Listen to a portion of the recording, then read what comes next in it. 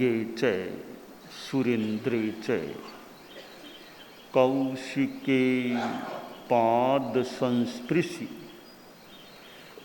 निर्विशेष मनस्काय श्री वीरस्वामिने नमः।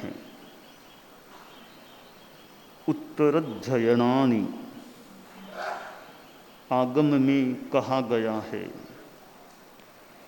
धीरस्य पश्य धीरत्तम सव्वधम्मानुवत्तिनो चिच्चा अधम्मं धम्मिट्ठे देवेषु उपवज्जयि।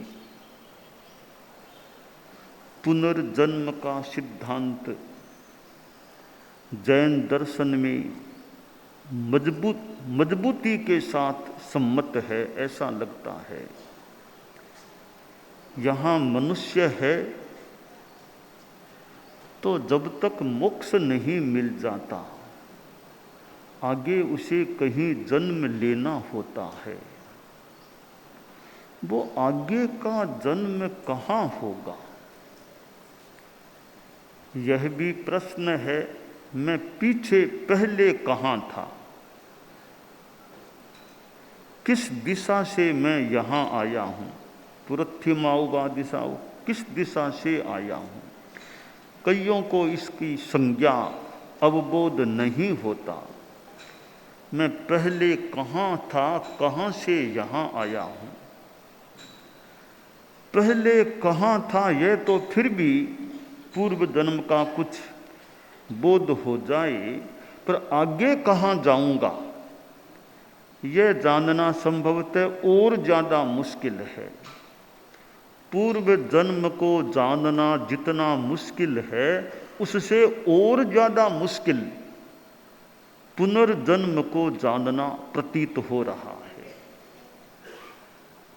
ध्यान प्रयोग आदि से कोई पिछले जन्म या जन्मों को भी देख ले तो देख ले, पर आगे कहाँ जाऊँगा, जो घटना अभी घटी ही नहीं है, उसको जानना जरा मुश्किल हो सकता है, ज़्यादा मुश्किल हो सकता है। शास्त्रकार ने बताया है कि जो अज्ञानी है, मूर्ख है, अधर्मी है, ऐसे बाल लोग धर्म को छोड़कर के अधर्मिष्ठ होकर नरक में वो बाल जीव पैदा होता है। इसके विपरीत बात बताई है कि धीर पुरुष की धीरता को देखें। धीरस्य पश्य धीरत्तम, धीर की धीरता को देखो। धीर शब्द अच्छा एक गरिमापूर्ण अर्थ लिए हुए है। 3 शब्दों पर हम ध्यान दें, धीर वीर गंभीर। धीर वीर गंभीर।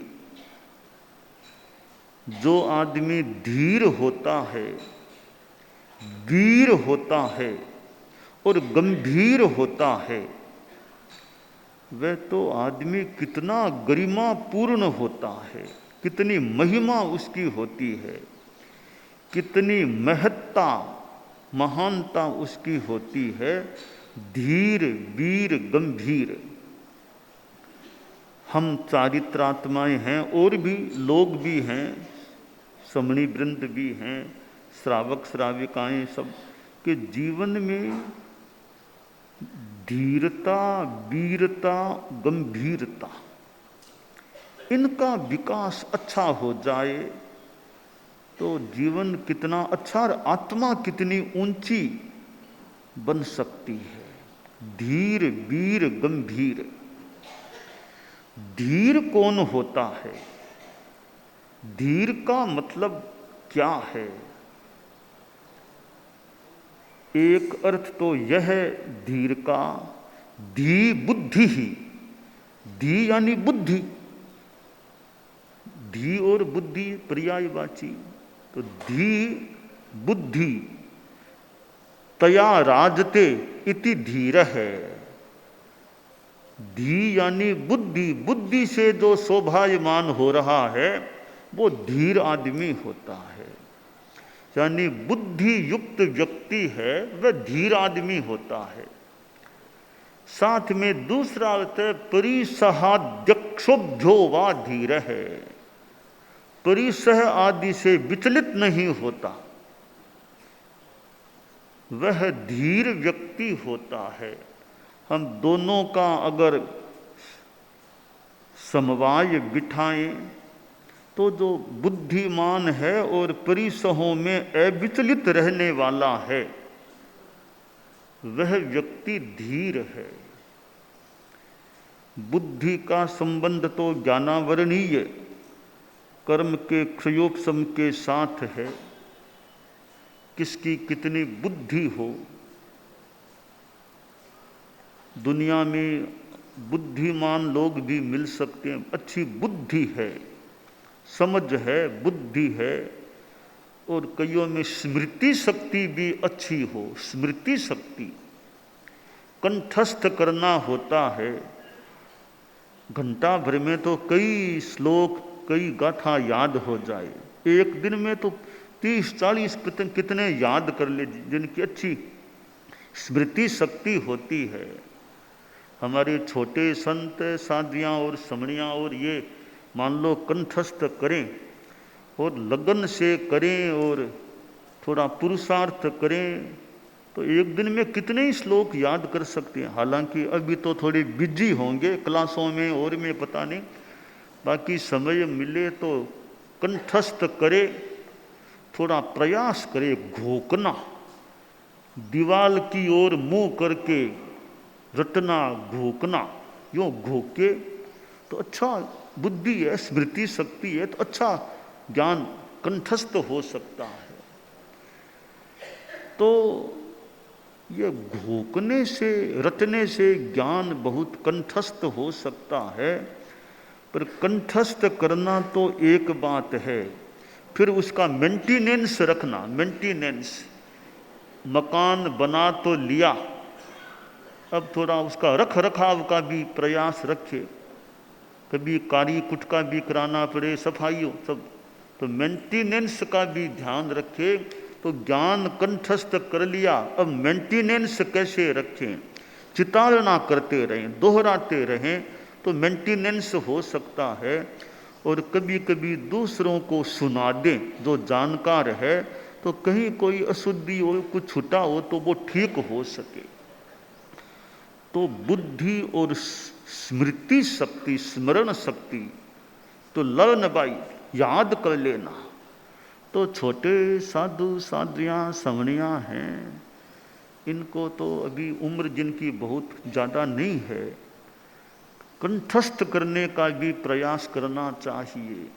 अरे 10वें आलियम पक्का अगर रहे, उत्तरध्ययनानि पक्का रहे, सारा ने वो तो 10-15 दिन भी याद हो जाए, पक्का रहे, चितालना होता रहे।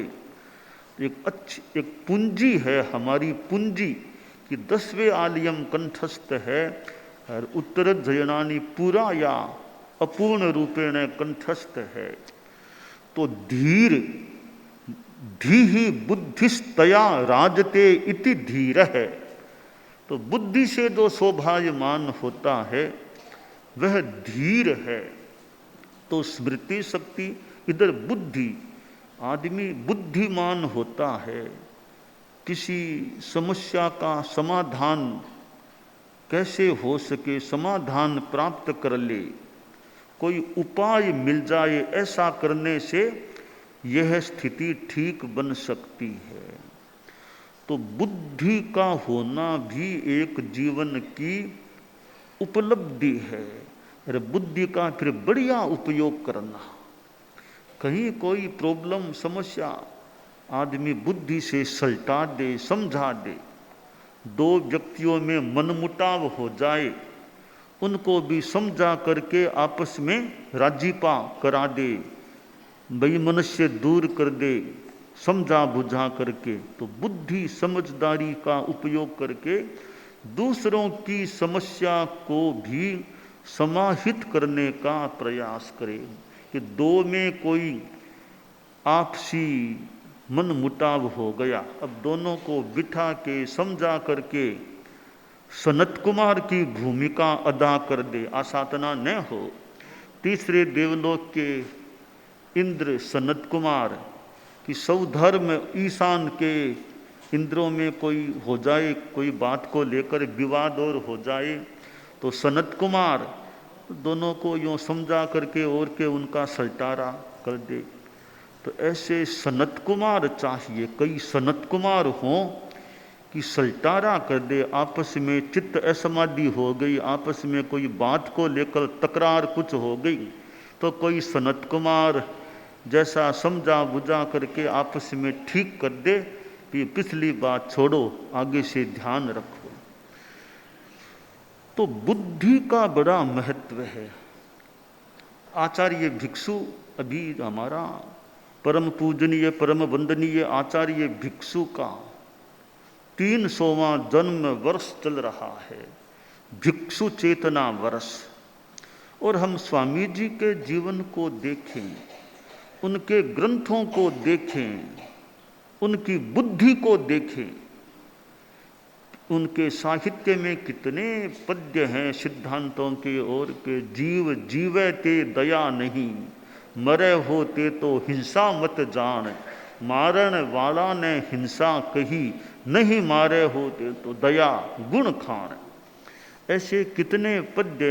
दया दया सहु को कहे ते दया धर्म छे ठीक, दया ओलख ने पालसी त्याने मुगत नजीक, गाय भैंस आक थोर नो ए चारू ही दूध, तिम अनुकंपा जान जो राखे मन में सूद, भोले ही मत भूल जो अनुकंपा रे नाम, की जो अंतर पार खा जो सीज आत्म का।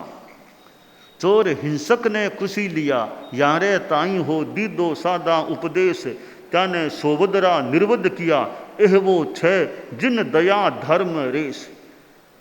चोर तीनों समझा थका, धन रयो हो धनीरो कुशले खेम, हिंसक तीनों प्रतिबोधिया, जीव बचिया हो किद्यो बाडन वो नेम, शील आदरियो तेहने स्त्री हो, पड़ी कुआ में जाय, यारो पाप धर्म निषादने, तीनों रया मुआ हो अमृत माय। तो स्वामी जी के साहित्य में कितने पद्य हैं, कितने उनके ग्रंथ हैं। तो बुद्धिमत्ता, बुद्धिमान हो, ज्ञानी हो, रचना धर्मिता भी अच्छी हो, तो अच्छी गीतिकाओं का, ग्रंथों का, पद्यों आदि का निर्माण भी हो सकता है। तो धीर वह होता है कि जो बुद्धि से शोभायमान होता है, धी से शोभायमान होता है, और उधर परिसहाध्यक्षोभ्यो वा धीर है, तो परिसहों से विचलित न हो, शांति धैर्य रखे, सहन कर ले, धृति रखे, धृति ही संतोष है, धृति रखे, वह धीर आदमी होता है। संस्कृत में एक धीर की परिभाषा यूँ थोड़ी प्रसिद्ध है, विकार हेतौ सति विक्रियन्ते, येषां न चेतांक्षित एव धीराः। विकार हेतौ सति विक्रियन्ते, येषां न चेतांक्षित एव धीराः। कि धीर पुरुष वे होते हैं कि विकार का कारण निमित्त सामने होने पर भी जिनका चित्त विकृत नहीं होता है, चित्त विकृत नहीं होते हैं, वे पुरुष, वे लोग धीर कहलाते हैं। तो ऐसी धीरता हमारे में रहे कि विकार का हेतु उपलब्ध होने पर भी निर्विकृति की स्थिति रह सके, निर्विकारता रह सके। सामने वाला गाली दे रहा है, हेतु तो है गुस्से के आने का कि सामने वाला गाली, फिर भी धैर्य, धीरता, कोई बात नहीं, कोई बात नहीं, बोलता है तो बोलता है, मेरा क्या लिया, गाली सुनाने हुए गुमरा, गाली सुनने से गुमड़े थोड़े ही होते हैं मेरे, शांति रखो, मुझे गुस्सा नहीं करना है। वह धीरता है आदमी की कि सामने वाला तो अपमान भरे शब्द बोल रहा है, इधर वाला व्यक्ति शांति में, सुनने पर भी शांति में बैठा है। तो ऐसी धीरता विकसित रहे, पुष्ट रहे। साधु को तो धीर कोई कुछ भी कह दे, कोई बात नहीं। दूसरी चीज है वीरता, कि कमजोर डरपोक नहीं बनना, डरना नहीं झटपट। वीरता मनोबल साहस है। कोई स्थिति आ जाए, परिस्थिति आ जाए तो जल्दी से डरना नहीं, जल्दी सी हार नहीं मानना, जल्दी सी घुटने नहीं टेकना। ठीक है, देखते हैं स्थिति है, हम क्या रास्ता हो सकता है, रास्ता खोजने का प्रयास करें कि परिस्थितियां स्थितियां जीवन में आ जाए, संगठन में आ जाए, क्या रास्ता निकाला जाए, कैसे प्रॉब्लम में बी सोल्व्ड, समस्या इश्यू कैसे समाहित हो सके, उस पर ध्यान दें। आचार्य श्री तुलसी के जीवन में कितनी स्थितियां आई थी, संगठन के, खुद के संगठन के अंदर भी आई थी, बाहर से भी आई थी। कितने संघर्ष, विरोध जैसी स्थितियां पैदा हुई। हमारे धर्म संघ के भीतर से भी कुछ स्थितियां आईं, पर उन स्थितियों में भी कैसे मनोबल भी रहे, धीरता भी रहे, शांति भी रहे। तो डरपोक नहीं बनना, डरना नहीं, मनोबल रखना, और शरीर में भी शक्ति अच्छी रहे, कि शारीरिक सामर्थ्य भी अच्छा रहे। वीरता के लिए शरीर भी मजबूत हो, कि जल्दी थकान न आ जाए। चाहे लंबा विहार करना हो, 12, 13, 14, 15 किलोमीटर एक साथ चलना हो, शाम को फिर 4-5 किलोमीटर चलना है, कोई बात नहीं, सुबह चल लिए, शाम को फिर चल लिए, कि दिन में काम काज भी कर लें, थोड़ा विश्राम भी कर लें, टाइम मिले तो आराम भी कर लें। तो शरीर की अनुकूलता चाहिए, शरीर स्वस्थ रहे, शरीर सक्षम रहे। तो शरीर की ये स्वस्थता और सक्षमता वो बहुत काम की चीज़ है। हमारे इस जीवन में साधना करना है तो भी शरीर की अनुकूलता रहे, सेवा कर सकें, अच्छी साधना करें। व्याख्यान देना भी तो भी शरीर ठीक रहे तो व्याख्यान अच्छा दे सकें, कि वरना तो कोई विश्राम करना होगा। वो शरीर ठीक रहना चाहिए। विहार करना है, यात्रा करना है, तो शरीर की सक्षमता है तो यात्रा। हमारे संत लोग हैं कि शरीर का हमारा सबका ठीक रहे। कहीं आगे दिल्ली है, कहीं फिर हरियाणा हो, पंजाब हो, शिमला हो, कभी हो तो जम्मू हो जाए, कुछ भी हो जाए, तो शरीर की अनुकूलता रहे। भी उत्तराखंड जाना, ऋषिकेश जाना, हरिद्वार जाना, मसूरी जाना, यमुना नगर जाना और जगाधरी, शरीर की अनुकूलता रहे, ऐसी कामना रखें। प्रभु कृपा बनी रहे, शरीर की स्वस्थता भी रहे।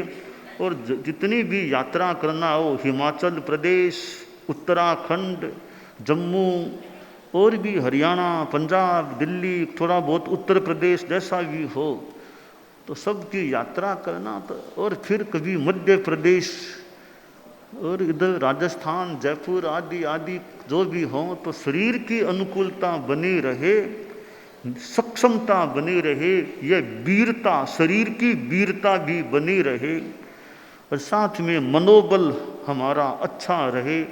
जल्दी से डरना नहीं, बुद्धि से समस्या आए तो समाधान खोज सके, खोजने का प्रयास कर सके। तो धीरता, वीरता, गंभीरता, हमारे में धीरता भी रहे, वीरता भी रहे। हमारे साध्वी प्रमुखा जी, साध्वी वरिया आदि साध्वियाँ भी है कि शरीर की अनुकूलता, वो जम्मू है, उत्तराखंड है, कहीं ऐसा नहीं कि भाई अब तो कहीं चलना है कहीं भी चलना है, तो स्वास्थ्य की अनुकूलता, सक्षमता, उसका ध्यान रखना चाहिए। उपवास और मान लो चलते हैं, अच्छी बात है, उपवास तो बढ़िया ही है, ताकि शरीर की अनुकूलता, सक्षमता रहनी चाहिए। हमारे मुख्य मुनि आदि संत भी हैं इस शरीर की, हाँ अभी तो टाबर है, अभी तो जवानी अवस्था है, खूब मुख्य मुनि की खूब, अभी तो कहना ही क्या, खूब जितना परिश्रम करना हो, कहीं जाना हो, कुछ करना हो, कोई डर न लगे, भय न लगे, बुद्धिमत्ता से कैसे धीरता, वीरता, गंभीरता रखते हुए कैसे कोई समाधान करना हो, सब बातें अच्छी रहे। तो यात्रा करना हो, लंबी यात्रा, इधर उधर कहीं नए प्रदेशों में जाना हो, तो खूब अच्छा काम करने का भाव, मनोबल, सब अच्छी साधना, अच्छी स्वस्थता, सब ठीक रहे। तो धीरता, वीरता, गंभीरता, तो वीरता, शरीर की भी वीरता, मन की भी वीरता रहे, और गंभीरता के साथ में तीसरी चीज है गंभीरता भी रहे। भी आदमी थोड़ा गहराई में, बाकी तो अपना अपना प्रयोपसम है कि गहराई में जा सके। वह जो श्लोक है, तुंगत्व मितरा नाद्रव नेदम सिंधाव गाधता अलंघनीयता हेतो रुभयम तन मनस्विनी, या उच्चत्व मपरा नाद्रव नेदम सिंधौ गभीरता अलंघनीयता हेतो रुभयम तन मनस्विनी, कि पर्वत में ऊंचाई है पर गहराई नहीं है, कहा गया, और सागर में गहराई है तो ऊंचाई नहीं है, एक है और एक नहीं, अभाव है। पर जो मनस्वी आदमी होता है, मनस्वी पुरुष होता है, उसमें दोनों चीजें, मनस्वी आदमी में उच्चता भी हो और गंभीरता, गहराई भी हो, ज्ञान की गहराई हो, चिंतन की गहराई हो, आचरणों की ऊंचाई हो, विचारों की ऊंचाई हो। तो मनस्वी आदमी में दोनों चीजें, गहराई और ऊंचाई, दोनों होनी चाहिए या होती हैं। तो आगमकार ने जो कहा है, धीरस्य पश्य धीरत्तम सब धर्मानुवर्तिनो, ऐसा धीर पुरुष तो सर्वधर्मानुवर्ती, शांति, मुक्ति, आर्जव, मार्दव, लाघव, सत्य, संयम, तप, त्याग आदि सारे धर्म हैं जो, इनसे जो युक्त है, इनका अनुवर्तन करने वाला है, ऐसा धीर पुरुष, उसकी धीरता को देखो। कि प्रेक्षा में है ना, पश्य देखना, तो अगर धीरता को भी देखो, कितनी धीरता इस आदमी में है। तो दूसरों की धीरता को देखकर हम भी, इधर वाले भी अपने जीवन में यथा योग्य धीरता के गुण का विकास करने का प्रयास करें। जल्दी सी आपा नहीं खोना, कोई कुछ कड़ा भी कह दे तो शांति रखें, फट जल्दी सी वापस बोलना शुरू करते, आपा नहीं खोना चाहिए, हमें धीरता रखें, शांति रखो, सामने वाला बोलने दो, बाद में जब कहना होगा तब कहें। तो हमें आपा नहीं खोना चाहिए, जल्दी सी आवेश में नहीं आना चाहिए, देखो स्थिति को देखो, फिर जो निर्णय करना वो कर सकते हैं। आपा नहीं खोना, आवेश में नहीं आना, फटाफट यूँ जल्दी उतावलेपन में नहीं बोलना, अच्छी तरह सुन लो, समझ लो, शांति रखो, बाद में जितना बोलना हो उतना बोल दें, कह दें, तो आवेश नहीं आए। तो यह धीरता भी रहे, वीरता भी रहे, और गहराई, समस्या को भी थोड़ा गहराई से देख ले, मूल क्या है समस्या का, मूल, ऊपरी स्थिति एक बात है, गहरे में मूल क्या, निदान, कारण, उपादान क्या है, वहां तक पहुंच जाएं, उपादान को ठीक कर दें, तो फिर ऊपरी स्थिति भी ठीक हो सकती है। तो यह धीरता, वीरता, गंभीरता, ये तीन चीजें हमारे जीवन में अच्छे ढंग से रहे। हमारे युवा अवस्था के भी कई संत और हैं कि जवानी है, इसमें भी धीरता का भी विकास होता। अरे जो थोड़ी थोड़ी बड़े हों, अच्छी धीरता बढ़े, गंभीरता बढ़े, वीरता भी रहे, गंभीरता भी आए।